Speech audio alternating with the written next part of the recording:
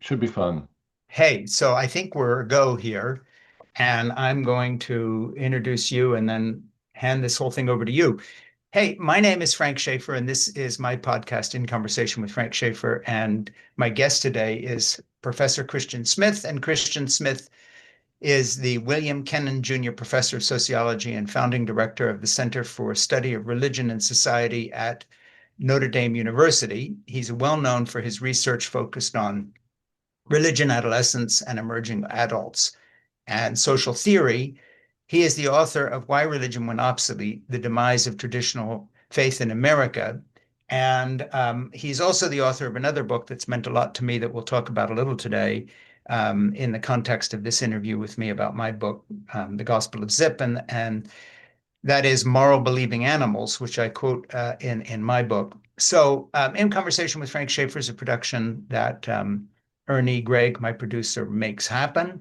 And I'm asking you to please subscribe right now on YouTube to In Conversation with Frank Schaeffer on Spotify and Apple Podcasts, and to my Substack commentary page. It has to be said at frankschaeffer.substack.com. And also to go to thegospelofzip.com, which is where you will get all the information about this book we're talking about today. So this is an unusual interview in that last time I had Christian Smith on, I was interviewing him about why religion went obsolete and talking to him about his own journey as an author and professor and spiritual leader, really in his um, world, which is university and teaching and professorship and authorship. And I think Christian's the author of more than 20 books. I was trying to look them all up today to remember what they all were. Um, but he also is someone who contributed heavily to my new book, The Gospel of Zip. And that's right here, a canine human love story exploring why most dogs and a few humans live joyful lives. And it will be out November 1. So basically, as we speak, it's coming out. Before I get into answering Christian's questions, I just want to mention that I've done something I've never done with any books of mine in the 40 years that I've written books and made a living from it, and that is that I've offered the Gospel of Zip in its entirety for free on YouTube, filmed by one of the former producers of the McNeil Lehrer NewsHour on PBS, who also produced some of the Nova shows, who is a friend of a friend and camped out in my living room for a week, turned it into a set, filmed every single chapter or section of the book, edited it together, gave it to Ernie Gregg, who's putting it online for free, no strings attached, no fundraising, no gimmicks. In addition to which, it will be for sale on Amazon and also in its Kindle version. So this is unusual for me, Christian, because I've never given away a new book for nothing. But I also feel that since I've written the Gospel of Zip trying to reach people, some of whom, many of whom do not read anymore. They're not really illiterate, but it's a whole generational thing.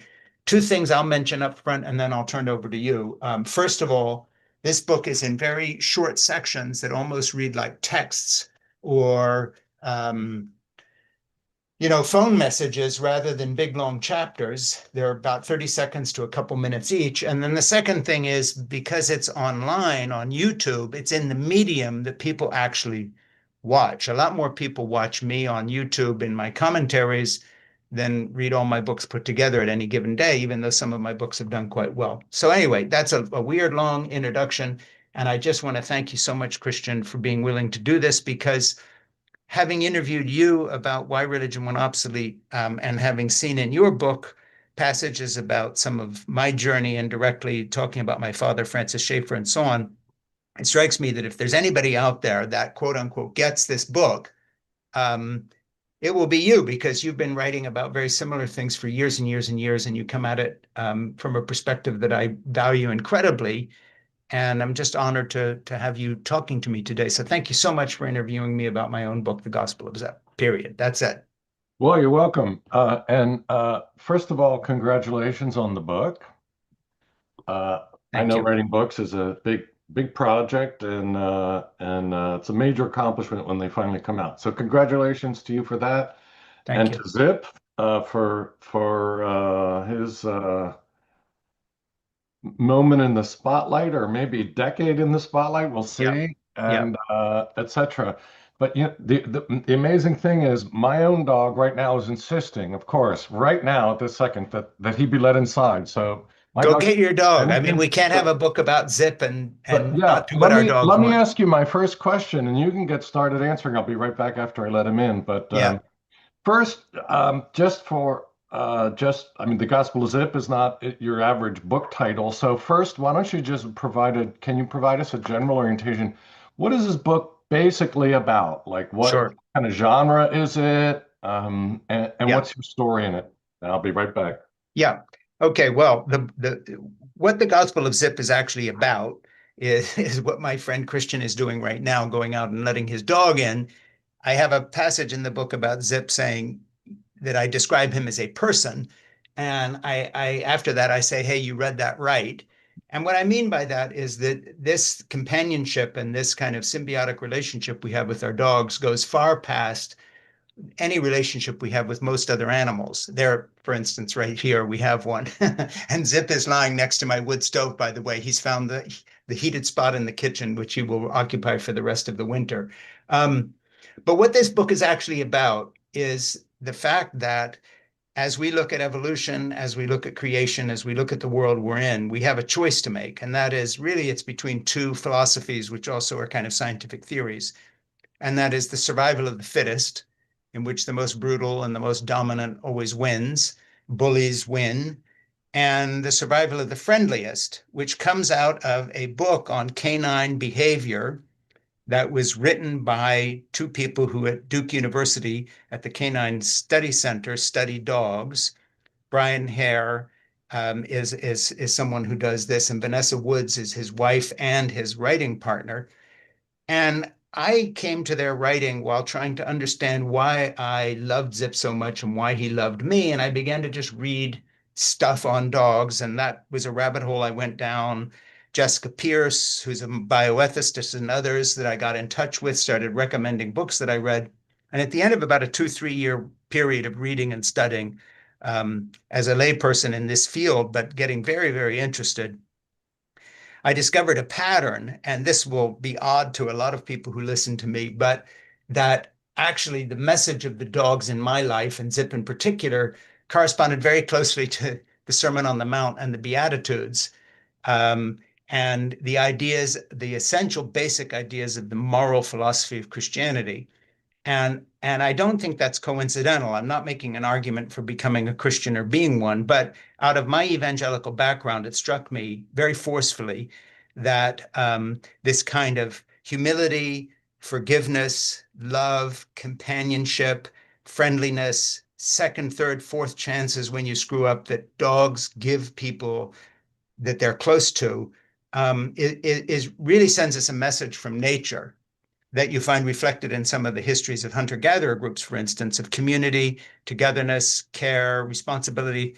You are your neighbor's keeper, and so forth. And so basically, the Gospel of Zip is a book that explains as best as I can a couple of things that actually have a lot to do with each other. What do I learn from the dogs that are part of my life about behavior towards dogs, but also toward humans? How does my journey toward understanding Zip's selflessness and kindness actually inform what I've learned in 56 years of marriage to Jeannie, who I got pregnant when we were 17 and 18, and we've been together ever since, 3 grown children, 5 grandchildren.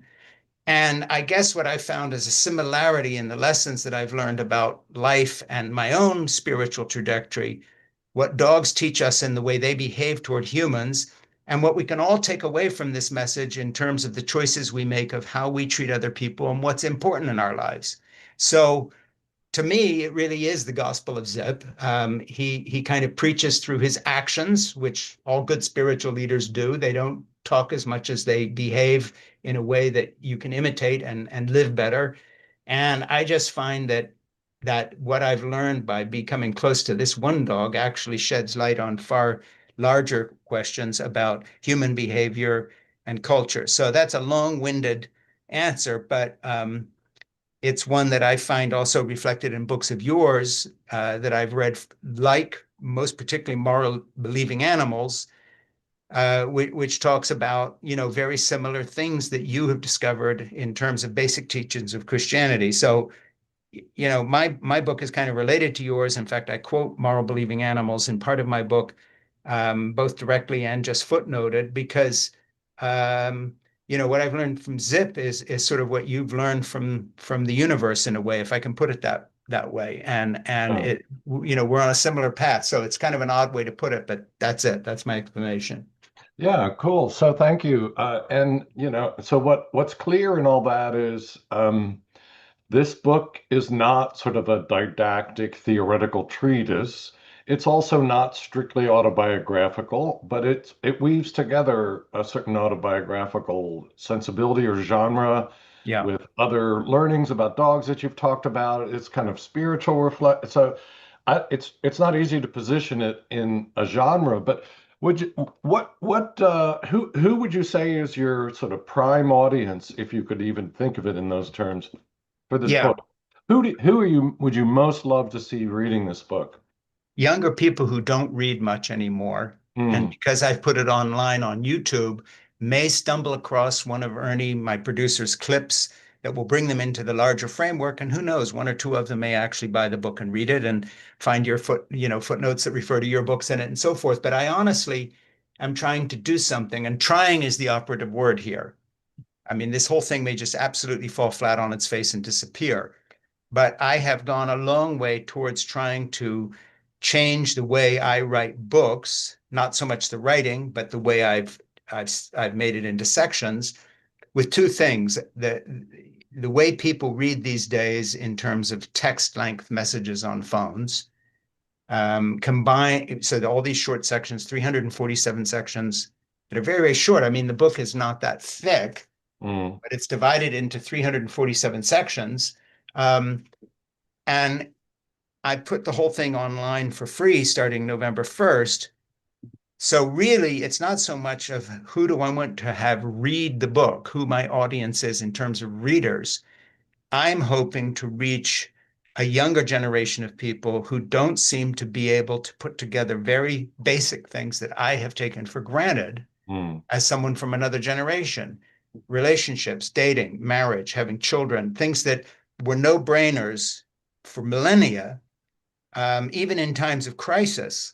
So, I think the key here is trying to talk to people about what made my life joyful and what I learned from my failures in a way that points them to avoid some of the mistakes I made. And then at the same time says, look, Jeannie and I were pregnant as teenagers. This was far from ideal. It's been very difficult, but it's worth it because at the end of the day, I'm writing to people who seem to be missing out on stuff that I take completely for granted. Like walking into a home where there's no books and no art on the walls, and you start Hmm. looking around thinking, what do the people who live here find beautiful? What gets them through the day? And so who I'm writing to is the people who are in danger of missing out on things that I have found to be all that as an older person at 73, I look back over the course of my life, and there's a lot of nonsense and a lot of failure. But the areas that I kind of hold on to and that give my life meaning right now are things that I find many people seem to be ignoring or screwing up to a degree that is almost irreparable. And I think it's a kind of a tragedy. So I'm writing to people who don't read by putting it on YouTube. I'm writing to a reading public who perhaps hasn't seen a book exactly like this. Um, Married couple who wants to stay married, a parent who looks around at our culture, putting a phone in the hands of their children and wonders if there's somebody out there who can show them a little bit of a better way in terms of childcare and these things. And then people looking at relationships as if they come ready made. You find the one. And I'm saying, no, that one doesn't exist. It's a question of, will you work at this? Here's what happened with Jeannie and me. Here's how we did that. But it's a process. So it's a kind of an anti-instant solution book. It's an anti-materialistic consumerist book. It's an anti-career book, not in the sense that we don't all need jobs, but that's not at the end of the day what you're going to be hanging on to when you get to be my age. Um, and it's a book about relationships. And that's again where Zip informs those because Zip doesn't have to learn these lessons. My dog understands all these things. This is why the dog species has survived and become the most successful species of all the canine species because they have managed to domesticate you and get you to go outside and get them when they need you. And you don't resent it because they repay in love. And that's actually the lesson of, what I've learned about marriage, life, children, all these other things. So, that's kind of how I've come to this. So it's for people who don't read, and hopefully they'll watch it and listen to it. So what I hear you saying in a way is you grew up in a very different world of Mm, a certain generation, which I understand, and the yeah, world has changed a lot. And whatever good may have happened in those changes, you also observe that there are losses, that there are things that have been lost, lost knowledge, yeah, lost values, lost commitments. And so you hope this book, and you're trying creatively to sort of present it in ways that make it more accessible, yeah. without dumbing it down. You hope this book is sort of like an intervention. So that's a little heavy-handed of a term, but sort of a breaking into some people's lives and saying, "Hey, pay attention to these things. Here are some values. Here are some lessons," and so on. Is that fairly characterized? Very much so. And not pointing to myself as the model to be imitated. I Yeah. point to Zip as the model to be imitated, but pointing to the fact that there were many instances in my life where I had really missed the boat. As I put it in one of the opening paragraphs, I say, listen, I was basically grew up in this Calvinist religious household where men were in charge of everything and we were supposed to throw our weight around. And the way I term it is I said, I was groomed to be an asshole by divine right.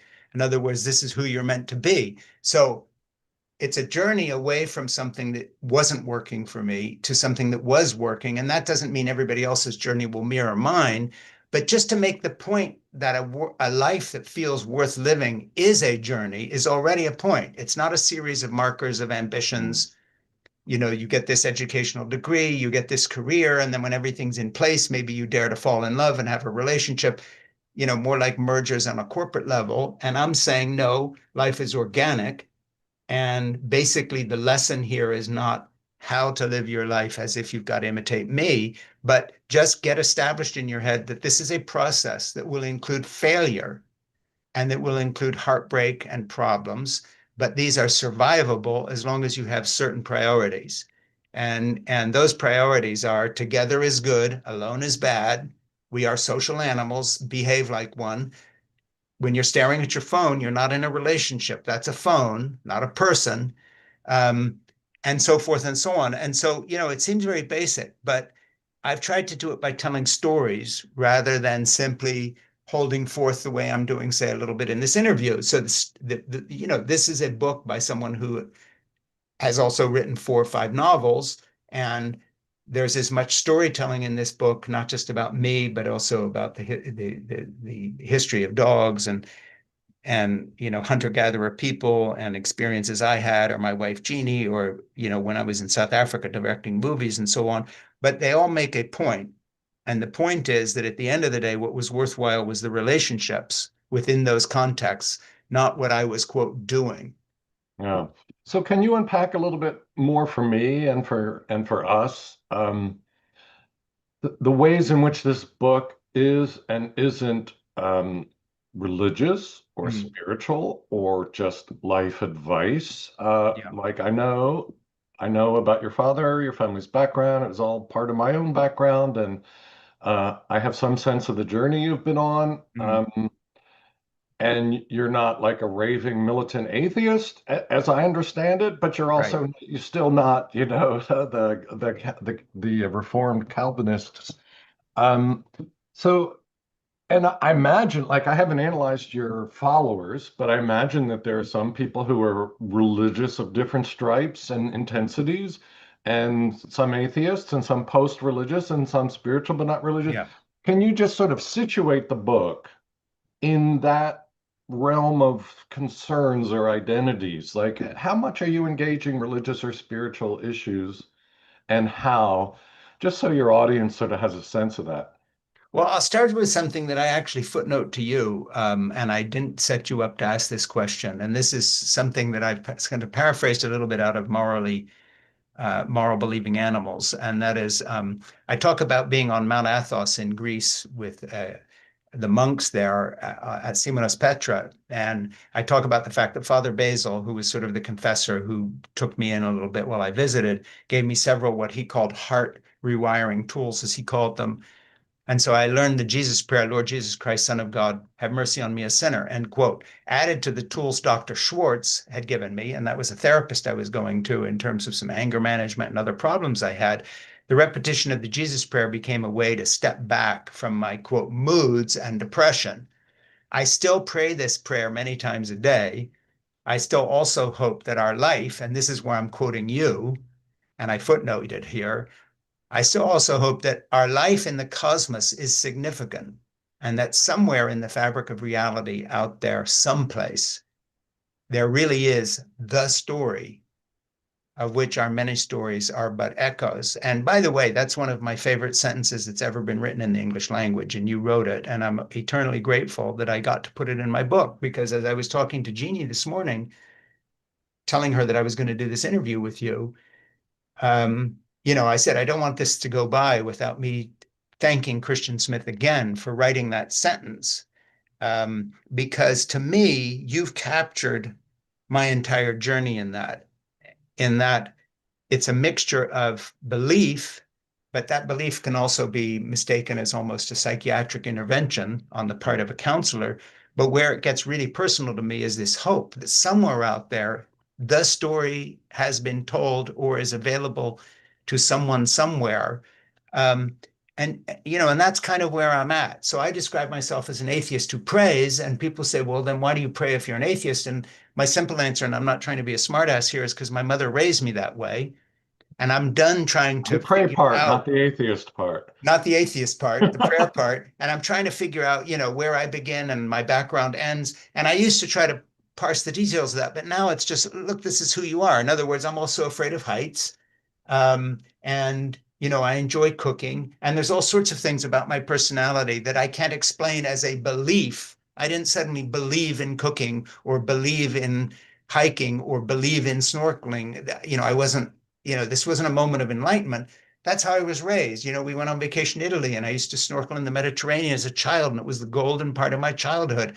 There weren't very many fish left. They'd overfished it. So it was like, couple of fish here and there and a sea urchin or two, but it was golden to me. So why does that still? It's part of me. It's part of me. Well, I feel very much that way about what I just quoted from you, and that is that for me it boils down to hoping that there is a story out there that is told somewhere that makes sense of all this. I don't have any particular intuition that I'm going to find that story in my short, tiny life that's running out very quickly. But I nor have I abandoned the idea that it exists, and the very idea that there may be some sort of definitive answer out there as to what this is all about, to me is sort of enough of an answer for the time being. And in the meantime, in terms of getting through the day, when my Marine son was fighting in Afghanistan, I had no problem as someone not certain of what that story was to cry out and pray for his safe return. I didn't feel like I was being hypocritical at all. So, when you look at my past, I'm Francis Schaeffer's son, an evangelical theologian of some note, et cetera, et cetera, et cetera. Where am I at 73 years old? It's putting a priority in my life in terms of the relationships that matter to me, which revolve around childcare of my youngest grandchildren. It's putting a priority on relationships with people like you, whose work I appreciate, and drawing meaning from that, but not expecting anybody to show up with the answer. Um, but I'm not just questioning for questioning's sake. In other words, to me, I've come to a place, and I know this sounds pretentious, but of sort of humble uncertainty. And when I look back on the hubris of my certainties, I regret them in the same way that I regret always having to be right when I used to argue with my wife. It's not that I've become wishy-washy, it's that I accommodate the idea that a lot of the time I'm wrong about stuff. And that's one of the pieces of my book. Yeah, great. Thanks for unpacking that. So, it sounds like the book would be very accessible for a wide range of people in different places in their thinking and belief and so on. Yeah. Just back to the content or what you want to convey from the book. So you've given us the big picture here. I oftentimes tell my students a good book has one overarching story, Mm. and then three sub stories that Yeah. connect to the overarching story, but they're not just a repetition of it. So you've given us the overarching story. Are there any sort of sub stories here that you would highlight that sort of complexify the big picture? Yeah, I mean, one of the sub stories is that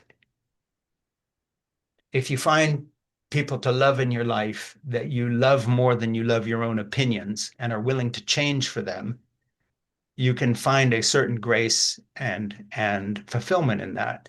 You know, I guess bluntly, I would just say you don't always have to be right about everything. You can learn. So a subtext of this whole book, whether it's learning from Zip's behavior or my wife's patience or my failures, is that the less I think about myself as the most important character in my own story, the better off I am. I don't this sound that sounds odd, but one of the things I've done in the book as a subtext, if you look at it, is that I do tell a bit of my own story, and I set it up at the beginning. I'm Francis Schaeffer's son, and here's what happened with my dad and me and Dr. Coop and the religious right and so forth. But having done that, the rest of the book quotes, if you looked at the number of lines in the book, more of it is quoting my wife and what she thinks than quoting me, or talking about what who Zip is and how he teaches through behavior, or looking at the story of dogs' evolution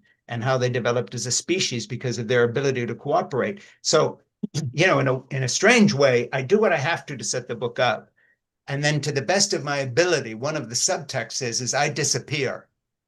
I Hmm. know that sounds odd for a Yeah, memoir, yeah. but I No, I mean step the aside. I try to get out of the way of what really has influenced me. Yeah, so that kind of embodies the humility that in a different way than just saying, "Hey, we should be more humble." Right. It kind of enacts a humility that you've learned in life. It's Yeah. interesting. I've actually been watching some YouTubes lately of some very successful people, Mm. leaders, financially successful, and one of the themes that comes out is, from what they have to say, is they embrace their failures as much as their successes because they learned something Yeah. from them. Like, and Yeah. you can't run away from one's failures. Um, and when I've interviewed hundreds, maybe thousands of people in the US, and one of the things that younger people have repeated is, I don't regret anything in my life because it's Mm. made me who I am. Mm. I guess that's better than living a life of profound regret, but it seems to presuppose that who they are is exactly what they should be or Yeah. should have become, and that there's nothing to regret. Yeah. Whereas there's a difference between that and when I hear leaders saying, I was stupid. Like I made mistake. Like I Yeah. blew it and I had to learn from. There's a difference between saying I learned from my failures Mm. and I don't regret anything because it's who I am. And Yeah. who I am implicitly is just great. Yeah. Um, yeah, so there's different ways to parse out this humility and learning from, not being right all the time, it seems. Yeah. And I think one of the diseases of our age is this idea that, you don't ever express regret because somehow you lose face. Uh, that is such a ridiculous idea to anyone who's ever taken care of children, for instance. One of the things I do in my book, I mean, the Gospel of Zip, I point to two mentors of mine who had very imperfect lives, John Sandry and Priska, my sister, who he married, and talk about some of their struggles. But at the end of the day, what I'm trying to reflect on is the fact that what I brought to the table finally as a parent was having learned from them what worked well for children rather than saying, I came up with this. So what I try to do is point toward people who have taught me something, not here's how I did it and I was right. And the idea about not having any regrets, would be the opposite of my entire book. Hmm. So Hmm. basically, what my book says is here is a chronicle. You were talking about subtext. Well, one of my subtexts is a chronicle of failure and regret Mm. without any, like, there's no other part to this. It's not, I don't have regret. It's a chronicle of failure and regret Hmm. Hmm. of things that cannot be taken back or fixed again. But finding people who around me in relationships have forgiven me. Mm. And, if there's one lesson, and I'm not being maudlin here, but if I've learned something, the most, the two most powerful sentences, and I don't make a point of this in the book, but I'm just summing it up for you, The two most powerful sentences, I think, in the English language are one, please forgive me. And the second most powerful sentence in the English language is, I forgive you.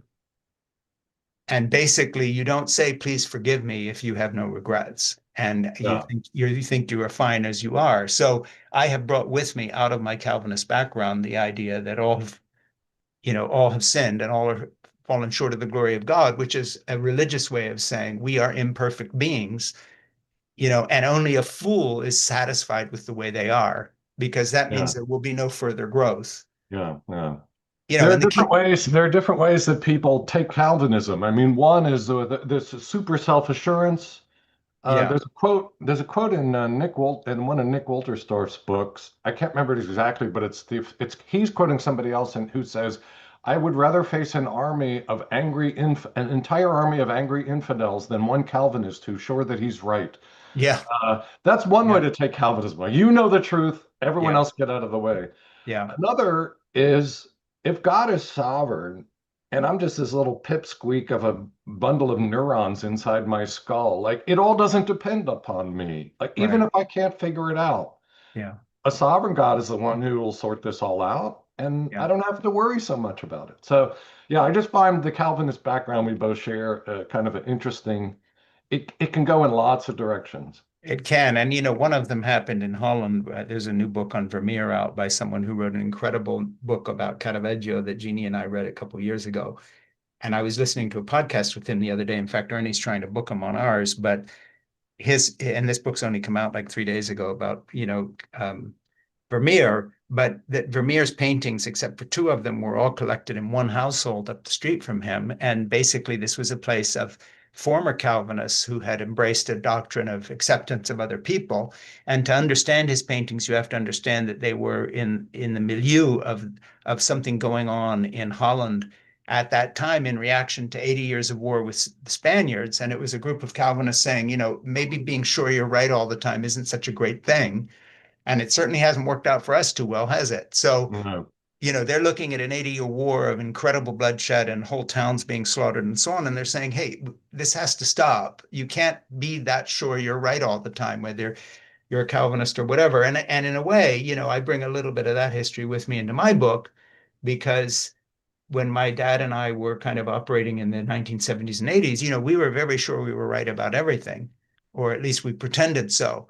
But at the same time, and I'm honest with people about this in the book, there was a kind of a lie involved in that, which really is painful for me to bring up, but I do. And that is that, my parents, who were these evangelical leaders, my mother was writing books about what is a family and all this other stuff, how to be an evangelical mother and a parent, but at the same time had put the ministry in her life so far ahead of raising her own children that, when I stumbled into a boarding school at age 10, I could barely read. Now mm, I'm dyslexic, but her idea of homeschooling was to have one of the student helpers go teach Frank something, and I'm busy teaching a Bible study. And then on the other hand, my father was someone who was physically abusive to my mother and at the same time, was being hailed as one of these great Christian leaders. Now, there's nothing unusual in that story. If you talk to most people, whether it's Billy Graham's children, who I happen to have good friendships with a couple of them, like Gigi Graham, I'm not saying it was the same level of neglect or abuse, but as you and I know, because we're familiar with all of this, we're all very human people. The difference is, when you put an image out there pretending that you are something you are not, then those children grow up torn between the hypocrisy of keeping silent and the sort of need of the ministry. And that was my background. And it's something I address very briefly in the book in the context of explaining the kind of world I came from and how yeah, I tried to grow beyond that in yeah, terms of my own relationship with my wife and my children. And it's part of my story, and it's part of a lot of people's stories, unfortunately, who come out of those strict yeah. Calvinist religious backgrounds. It's part So of the you were bag. sort of blessed to be the preacher's kids on steroids Yeah, multiplied by, 20,000. yeah, And back to your two best or most important sentences in the English language. So, I mean, not to get too personal or too psychological about yeah, this, but presumably in your story, you've had to sort of forgive your parents in some ways, even Yeah, whether or not they even asked for it. yeah, It's coming to terms with those kind of resolutions and acceptance of people's limitations in humanity. absolutely. And in a way, the book, you were talking about subtext. I guess the third subtext, if I've kept track right, we've done two, would be basically a, a book that is written not just about my failings, but a plea for forgiveness to my from my own family, in the sense of my wife on the gurney having just had a procedure to put a stent in after a heart attack, telling me she'd had a great life. And in the book, I talk about the fact that I took this as her saying, "I forgive you," because it not wasn't always so great. And basically, trying to have the grace in looking at things, like talking about my mother toward the end of the book, saying, look, by the light she was given, she did the best she could. On the other hand, from my point of view today, she wasted her life in that it was pursuing an idea of mission and salvation that, from my point of view, doesn't make sense, because these people were not lost in the way she meant it. Having said that, I talk about this kind of series that came out on TV in the 90s and ran for 9 seasons, called Touched by an Angel, that was very successful with sort of white evangelical types who the reason it lasted 9 seasons is they kept insisting that CBS not cancel it. And I say, it brings a tear to my eye, because the fact of the matter is, it's like going to one of my mother's Bible studies. This is what she believed. And I always feel like saying, hi, mom, not I'm not angry, but like, this is the world I was raised in. And then I challenge my secular, more liberal friends, and I say, after all, though, wouldn't you rather live in this world based on decency, forgiveness, charity, compassion, this idea that people can be saved and so forth, or the hard, cold truth of the world we're in? So I have brought some of that baggage with me, and I'm not pushing back against all of it. I'm grateful for big chunks of it. But having said that, I'm done covering for it, because I can't. Mm, My father and my mother played world historical roles. Trump is not in the White House without some of the work Dad and Dr. Siever mm, Coop, and to my part, I did. mm, You can't walk away from a big historical event that your family had something to do with and pretend that everything was okay, because it wasn't. And some of the yeah. hypocrisies that I talk about a little bit in my book are highly relevant, because they're the same hypocrisies that dog our moment now, when we pretend that, somehow God has brought us this person to lead our country at this moment, as if that's the whole story. Well, it's not. And the truth has to be told about these things. So that's not what the book is about. It's a canine human love story exploring why most dogs and a few humans live joyful lives. That said, the human writing this book comes from an incredibly flawed and hypocritical background, some of which I've entered into myself. And I actually make an apology at some point for my participation in that. But that said, my father was not this isn't revealing something about a private person. Yeah. He was a public person making a Yeah. public stand, Hmm. and there's no way to duck that. Yeah. So, I mean, this seems to raise so many complex issues of, on the one hand, what we're saying here, or what sort of the implication is arrogance, certainty, knowing better than everyone else, Right. overconfidence. That's all a huge problem. Yeah. But uh, all the answer is not just, oh, I give up. I don't really know anything. I mean, humility isn't presumably isn't just like I've got nothing to say to anyone. I mean, you're still Right. producing. You're still I am. like this book is offering things to people.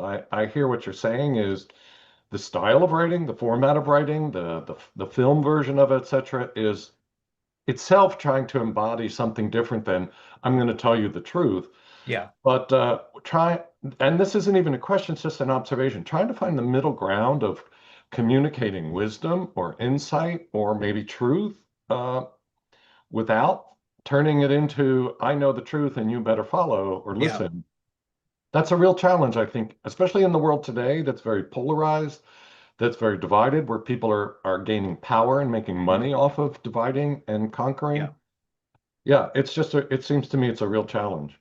Yeah, and it is. And this book is coming out on YouTube for free, but it's coming out in a medium, a sort of a what's happening now medium. that everybody goes to online that half the time is being run by billionaires who are setting it up with algorithms that direct Yeah. you towards something that'll keep you angry. Yeah. And I'm saying take a deep breath, step back, stop going to the clickbait, give me 7 hours and 15 minutes, which is what it takes to watch this book in entirety or some part of it or read it or whatever.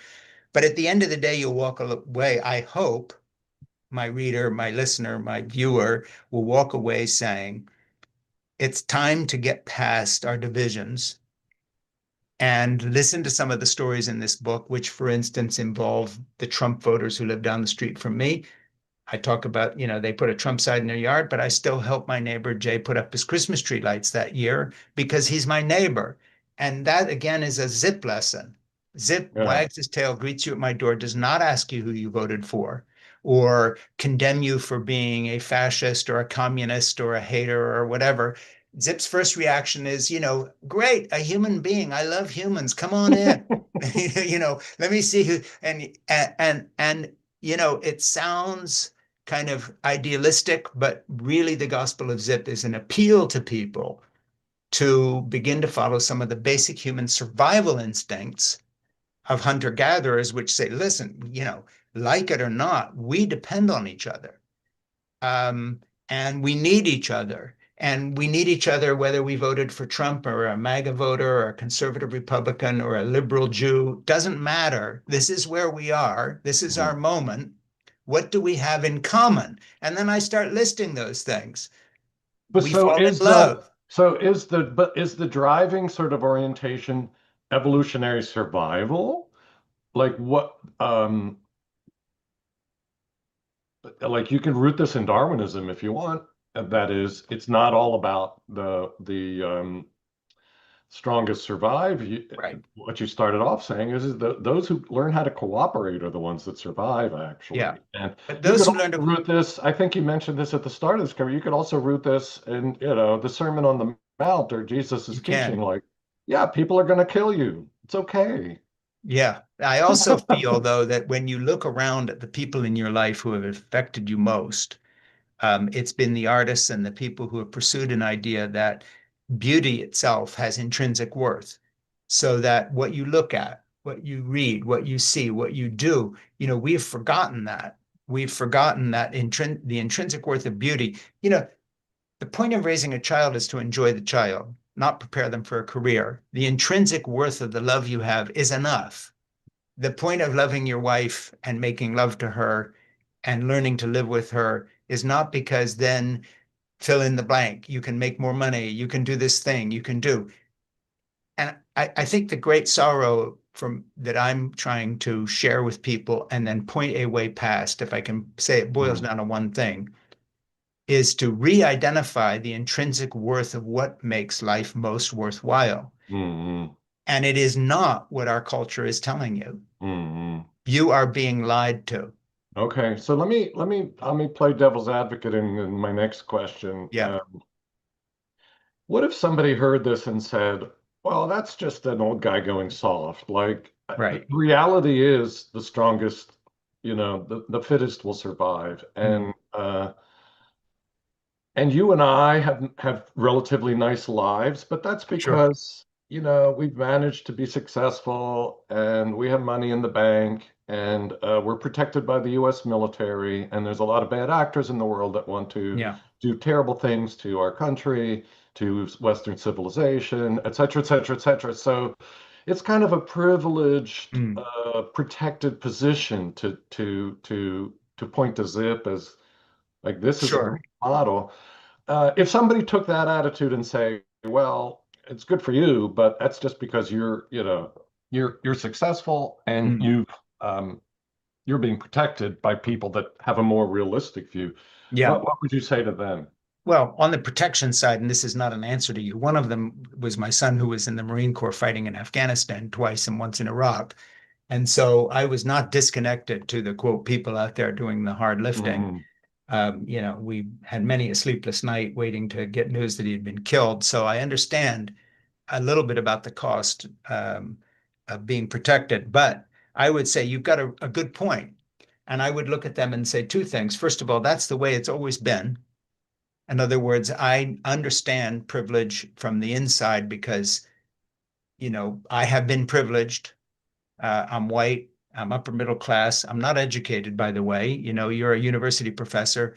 My son John always joked whenever I'd go do a tour speaking at universities, Dad, when you're at fill in the blank, um, Princeton, whatever it may be, teaching a thing on, as part of a course on religious history, see if they'll give you an honorary high school diploma, because I ran away from a British boarding school when I was 15. So the family joke is the least educated person in our family is the one that speaks most in universities, which you get because you probably invite crazy people too.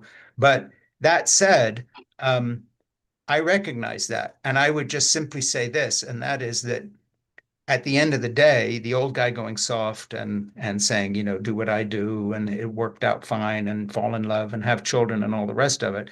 The downside is that our culture is built in a way now that pushes against those most normal human attributes. It's hard to have a family, it's hard to settle down, it's hard to make Mm, a living. But establishing the intrinsic worth of beauty when it comes to what our ultimate values are seems to me the only sane road back to something better.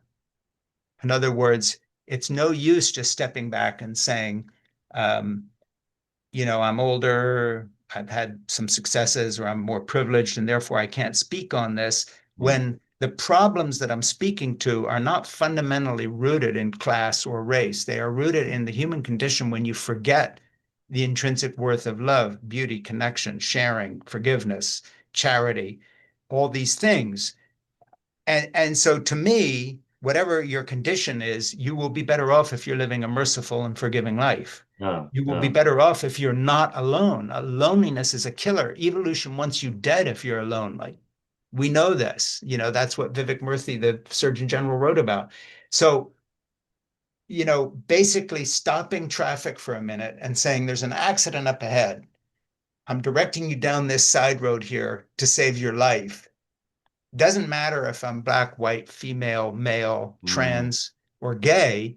The point is, am I telling the truth? mm, And I'm trying to help my reader, my listener, avoid a fatal traffic accident with yeah, their entire lives by saying, every time I tried that, that's what almost destroyed me. Every yeah, time I tried that, and those were my priorities, it led to my life, the meaning in my life starting to evaporate. I'm trying to warn you off this path that everyone else is telling you to go down. And I'm saying that way lies madness. Take it or leave it.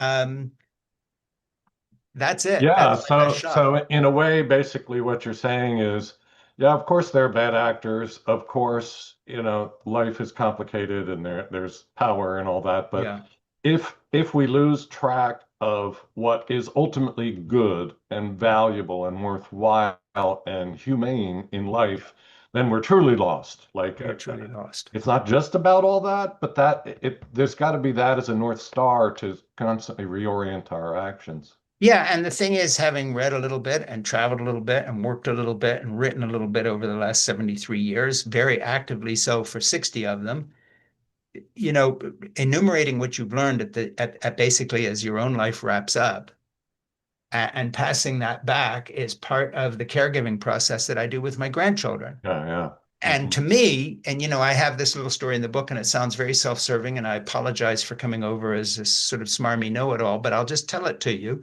One of the little stories I talk about in my book, just saying, look, it was like winning a medal, or the Nobel Peace Prize for me, was my granddaughter at age 17.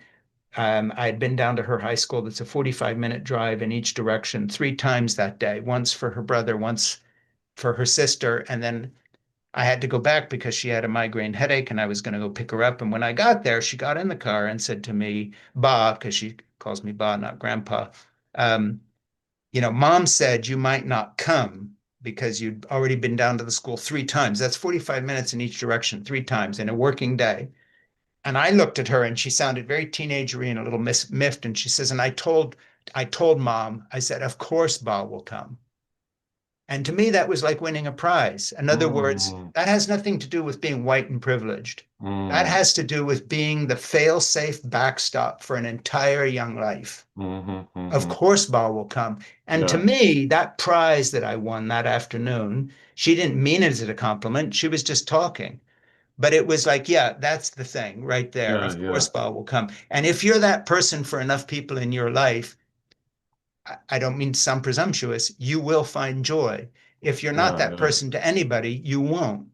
Yeah. So So it's not, I, hey, I'm always right. It's like there are some people in my life who count on me, and yeah. I try not to fail them. And that's what I've learned in 73 years. And I try not to fail my dog either, by the way. And in that, I'm imitating him. So I don't know if that resonates with anybody, but to me, that's the heart of my book. Yeah. So it sounds like what I'm hearing is a basic intention of this book, or the spirit of the book, is nurturing, Yeah, not absolutely. telling people the truth. And even as I reflect on my question about, needing protection and power and military and violence and all, I would say most of the good people in the military, they're not doing it because they want to dominate other people. They're doing Right. it because they think there's something good in the world that needs protecting. Yeah. So, And that's certainly the ideal that runs through young men like my son, John, who volunteered right out of high school to serve in the US Marine Corps. This was before 9/11. He wasn't volunteering for a war. Part of it was a youthful lark. He wanted some discipline. He wanted to do this and wanted to do that. But he grew up very quickly. And as I started getting letters back from boot camp, reflected in a book I wrote called Keeping Faith, a Father Son Story About Love in the United States Marine Corps, that he and I wrote together, that did quite well because it struck a note with people.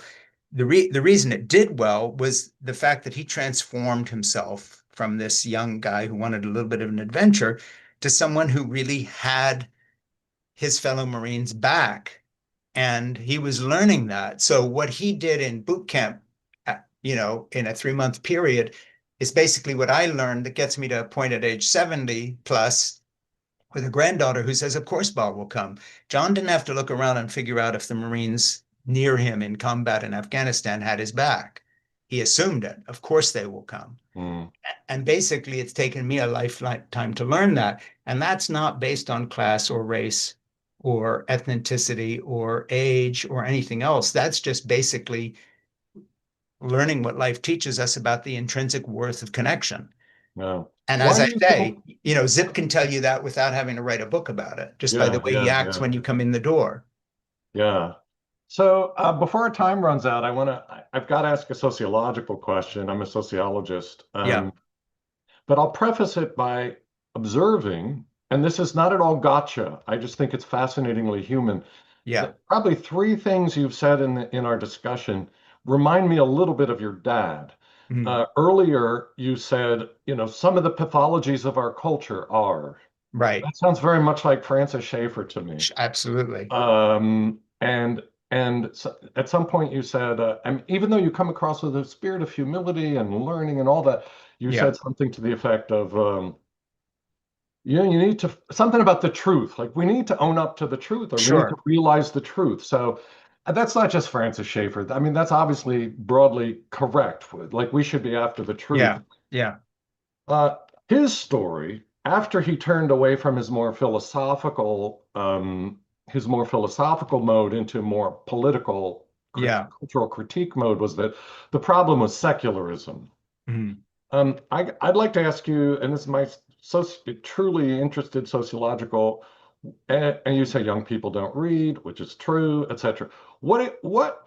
As an amateur sociologist, so to speak, what do you think is at the root, or what's driving some of our contemporary mm, social, cultural, political problems that lead to less than fully human lives that mm. people that are working out now? Like, if it's not secular humanism, what Yeah. is? Well, dare I give This any? is getting far away from your book, I realize, No, but it's not. It's cutting right to the chase I've got here. to ask this one. I love it. Basically, I think that the root cause of some of the disconnection, whether it manifests in reading or anything else from what has gone before, is two things, in my view. Um, One is a general disillusionment with the direction of our culture from within and a loss of hope. Hmm. So why bother? with anything less than the material. The other, of course, is more is a minor thing, but it plays a big part in people's life, and that is there is something new that you and me have lived long enough to know is new, and that is this generation that is so hooked on social media Mm, is not experiencing something fundamentally unhuman or new, but the volume is so loud and the intensity is so great that it weans people away from a kind of a common shared human experience. In other words, I have more in common with hunter-gatherers living in the Nainai in the Kalahari Desert for the last 100,000 years that um, the old way, the book that I quote in my book that's about them, I understand more of where they're coming from just because I have a garden and I spend time out there and I grew up in a peasant village in Switzerland and know how to slaughter a sheep or dress a pig, that's been butchered and so forth. There's a connection there. When you come to this point where you come to a generation that can't read a map because they're looking at a phone and it tells them what to do, there is a real divide there. And when you're going to algorithmic entertainment that's designed to trigger a response by very clever people who have manipulated you.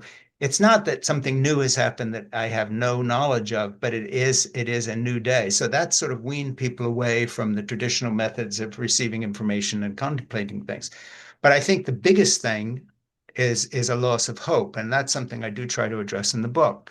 And that is that in the historical context of the human race, this is not the worst time to be a human. This is one of the best times to be a human. In the context of the human race, this is not the worst time to start a family. This is one of the best times, no matter how much it costs to have a child. It costs a lot less than it did when 80% of the women bearing children died in childbirth. It costs a lot less than that. Uh, so I think that the lack of knowledge when it comes to history and precedent, combined with this instant entertainment that basically consumes so many people, takes us away from a more contemplative way of looking at things and ourselves within that context. I think people really feel cut off and alone. And some of it is staring at their phone, but some of it is philosophical. So it's not so much secular humanism. I think it's another thing, and that is it's what I talked about a little earlier, and that is the loss of the sense of the intrinsic worth of what I'll call the nuts and bolts of life: mm, love, care, companionship, being together. And when you let that stuff go, when it's about anything except those things, you can call it secular humanism or you can call it a loss of faith or whatever. And I think conversely, going to your book that you wrote, Why Religion Went Obsolete, if you look at why, and I would throw this question back to you, I think one of the big reasons is that religion went obsolete because people began to stop looking for ultimate answers there because they didn't mm, believe those answers existed, not so much because of secular humanism, but because of consumerism and capitalism, which basically wean you away from the commonality of the human experience: mm, love, connection, forgiveness, compassion. Those are the only reasons we're all still here and having this conversation. And I think everything in our culture has been designed, and when it comes to the tech brothers and the algorithms, deliberately designed to take us away from those common experiences. So, when I read about hunter gatherers, I have more in common with them than I do, say, in the world that someone like Elon Musk is trying to build or says he's yeah, trying to build. yeah. So in a way, yeah, what I hear you saying is like what the left calls the 1% basically makes a lot of money and gets power off of exploiting the worst in other people Yeah. or dividing people or appealing to the worst tendencies in humanity, which to bring it back to Zip, a dog would never do that. A dog would never do that. A dog would never legalize sports gambling. I mean, I'm Yeah, not joking. A dog would never legalize weed when the THC factor is 50 times what it was back in the days when hippies would smoke a joint in my day. yeah, A dog would never legalize child porn, being sold to us as sex education. yeah, Because at some point, you rip the fabric that the dog counts on when he comes to the door and scratches and Christian Smith goes out and lets his dog in, or when Zip stares at me and I know he's shared my granola in the morning and now he wants this other meal he always eats in the middle of the morning. yeah, We're tearing up the fabric of what makes us human.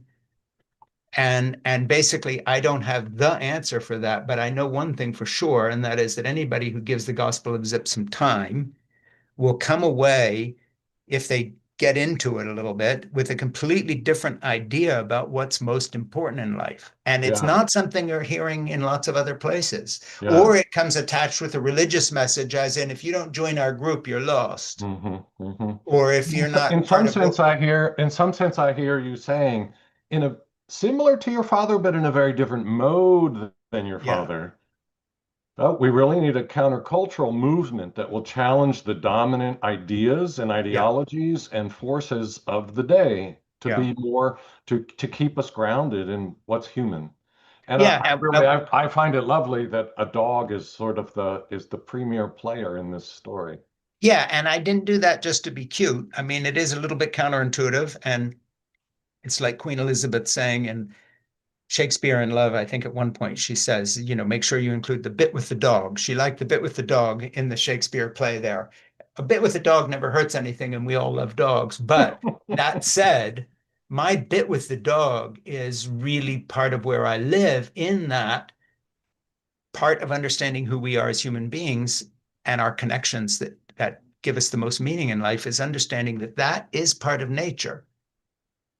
When I say in my book, evolution wants you dead if you're alone, that's not an exaggeration. It's a mean way to put it, but it's the truth. Mm, Speaking of true things, evolution doesn't like people who are alone. That's not the way to survive. Dogs know this, and can show us the way. But the reason I've call it the Gospel of Zip and built this story around a dog, as well as my love for my wife and my children and grandchildren and all these other things, is that these aren't separate stories. The story of canine cooperation with humans is the same story of human cooperation with humans. And it's not a different story. So it's not exactly secular humanism, but all of nature brings us the same message. hmm. Hmm. And you don't have to have revealed biblical truth to understand it from my point of view. But where Christianity, and I talk about this in the book, in the light of Tom Holland's book Dominion and your books as well, where Christianity brings tremendous light to my life is in understanding the fact that certain truths don't depend on their religious nature. They are true in the ultimate sense of true, that they describe reality. And to me, that's what truth is. Truth is not a special faith. To me, true things describe actual reality. And it Yeah. seems to me the reality that we operate in is one of connection and these other things. And when you cut yourself off from that, um, the consequences are dire. And I think there's a whole generation that is being cut off from these things for algorithmic profit, because they're being sent down rabbit holes that make them more and more and more individual and alone instead of together. And my book is basically really one thing. I'm just saying enough with seeing our country divided into MAGA on one hand and good solid liberals on the other. We're all human first, and dogs know that. Why don't we? Yeah. Well, listen, there's so much more here we could discuss. I have so many more questions, but I want to be respectful of the time frame of this discussion. So let me just wrap up by saying congratulations again on the book. Mhm. I'm glad Zip is now much more famous than used to be, Yeah. and I commend it all to your viewers and your readers. I hope it gets a good shake out in the world, and it sounds like it should really be a stimulant to some good critical but also constructive thinking. Mm. So thanks again, and Thank you. congratulations. Thank you so much. And Christian, like I said it before, I really love your books, and I haven't read them all, but the two I have read, Why Religion Went Obsolete and Moral Believing Animals, really helped inform this book. So just for that, I thank you. Sure. Oh, you're welcome. It's what I do in the world, so. Yeah. Hey, and you've done it well. Thank Thank you. you. Thank you. Okay. All Talk to right. you. Well, good luck with all this and fun talking to you. Thank you. And do what you can to let people know about it, which you've already done here. But tell some of those people that you know who don't read, that you interview, maybe they should take a look at this. Sounds good. All And right. unlike everybody else, and I'm not trying to sell them anything. It's free. Yeah, gotcha. Cool. Sounds No great. Bitcoins. Thanks for being countercultural that way. There Yeah. you go. Yeah. All Talk right. to you Take later. care. Take care. Good luck.